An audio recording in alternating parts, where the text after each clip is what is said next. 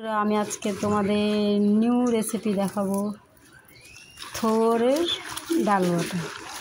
আমি থোড়টাকে ভালো করে কুচি কুচি করে কেটে নিয়েছি, এখন জলের মধ্যেই ভালো করে কষতে নিচ্ছি, তাহলে এইভাবে করে নিলে কষটা বেড়ে যাবে। তো আমি এটাকে ভালো করে কষলিয়ে নিচ্ছি, কষলিয়ে এটাকে আমি ধুয়ে নেব। এবার আমি কড়াইয়ে তেল দিয়ে দিচ্ছি,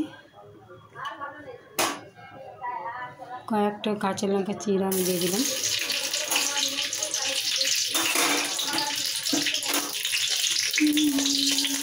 লঙ্কাটা ভাজা হয়ে গেলে একটু হালকা কালো জিরা দিয়ে দেবো।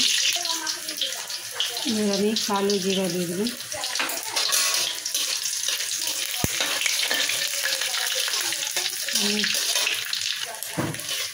কালো জিরা ভাজা হয়ে গেছে। এবার আমি থোড়টা আমি দিয়ে দিলাম,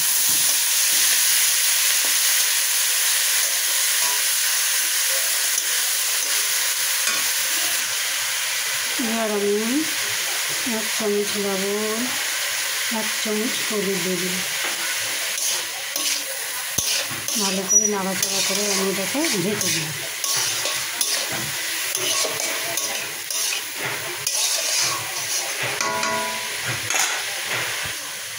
এবার আমি ঢাকা দিয়ে দিচ্ছি। এবার আমি মটরের ডালগুলো ভিজিয়ে রেখেছি, এবার এখন আমি পাটাতে বেটে নেব, ডাল আর লঙ্কা বেটে নেব, বেটে আমি দেখাচ্ছি। এবার আমি এটা দেখি কেমন হয়েছে, একটু ভাজা ভাজা হবে, তারপরে আমি ডাল বাটাটা দেবো। ডাল বাটা বাটা হয়নি, বাটছি, আর একটু আমি ঢেকে দিচ্ছি।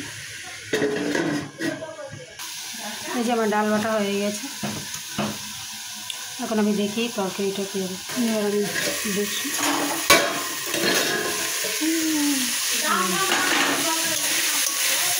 আর একটু ভাজা ভাজা হয়ে গেলে তারপরে আমি ডাল বাটাটা পুরোটাই দিয়ে দেবো।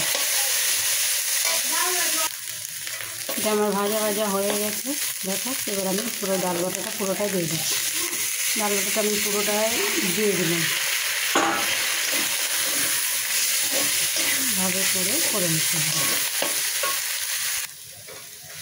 একটু ভালো করে মেখে নিই, গরম গরম ভাতের সাথে খেতে দারুণ লাগবে, আমার তো খুব ভালো লাগে।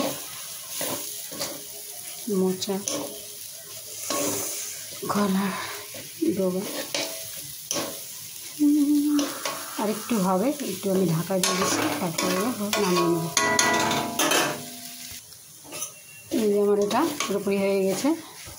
এই থোড়ে প্রচুর পরিমাণে ক্যালসিয়াম পাওয়া যায়, খাওয়া খুবই ভালো। এটা আমার কমপ্লিট, এবার আমি নামিয়ে রেখেছি। দেখেন কী সুন্দর হাঁটা হাঁটা রাখতে হয়ে গেছে, ভাতের সাথে গরম গরম ভাতের সাথে মেখে খেতে ভালো লাগে। তো আমার এটা ভিডিওটা যদি ভালো লেগে থাকে ছোট্ট করে লাইক আর কমেন্ট করে দিন।